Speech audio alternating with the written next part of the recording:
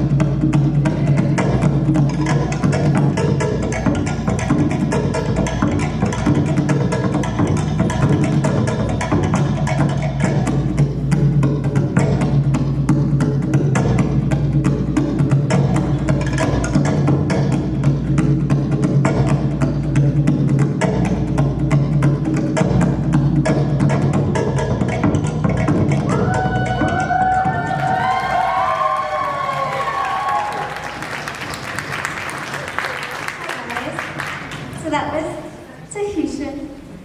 Okay, I'm not like Hawaiian. I don't know how to do the thing, but I tried. Okay, so this next song is gonna be about seaweed. You know. Some people eat it. Some people find it sticky, nasty. But you know, I've never had it. But it's a great, great song and a dance. So give it to Oceania.